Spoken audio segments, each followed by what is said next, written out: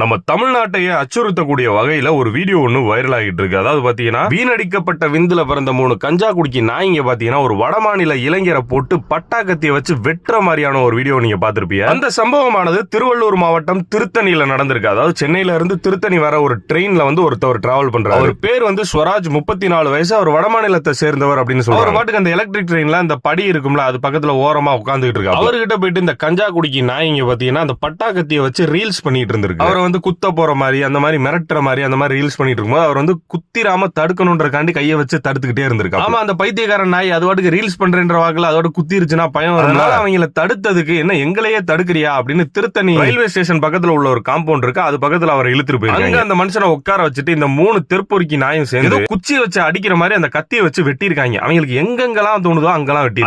ஒரு கஞ்சா குடிக்கி நாய் வெட்டும் போது இன்னொரு கஞ்சா குடிக்கி நாய் சொல்லுது, மண்டை ஓபன் ஆயிருச்சு, ரத்தம் வருது அப்படின்றேன். ரத்தம் வருதுன்னு சொல்றேன், இவன் பார்த்தா வெட்டிக்கிட்டே இருக்கேன். கொடுமை என்னன்னா, அதை வீடியோவும் எடுத்து இவங்க ரசிச்சுக்கிட்டு இருக்காங்க. என்னமோ அவங்க பர்த்டே செலிப்ரேட் பண்ற ஒரு கட்டத்துல அந்த ஆள் உடம்புல நிறைய இடத்துல வெட்ட போட்டுட்டு இவங்க கிளம்பிடுறாங்க. அதுக்கப்புறம் சிறிது நேரம் கழிச்சு அந்த சைடு போனவர் ஒருத்தர் பார்த்திருக்காரு. அவர் காவல்துறைக்கு தகவல் சொல்லியிருக்காரு. இந்த மாதிரி ஒருத்தர் வெட்டப்பட்ட நிலையில, கொடூரமா வெட்டப்பட்ட நிலையில கிடக்கிறாரு. உயிரோட இருக்காரா என்னன்னு தெரியலன்ற மாதிரி காவல்துறைக்கு தகவல் போகுது. காவல்துறை வருது, அவரை அரசு மருத்துவமனையில சேர்க்கிறாங்க. உடம்பு பூரா வெட்டுக்காயம். இப்ப அவருக்கு தையெல்லாம் போட்டு சிகிச்சை போயிட்டு. இந்த கொடூரமான செயலை செஞ்சது 4 கஞ்சா குடிக்கி நாய்ங்கன்னு தெரிய வருது. அந்த 4 கஞ்சா குடிக்கி நாய்ங்களையும் போலீஸ் அரெஸ்ட் பண்ணி கூர்நோக்கு இல்லத்துல அடைச்சிருக்காங்க. அந்த 4 பேருக்கும் வயசு 17-18 தான் ஆகுதுன்றாங்க.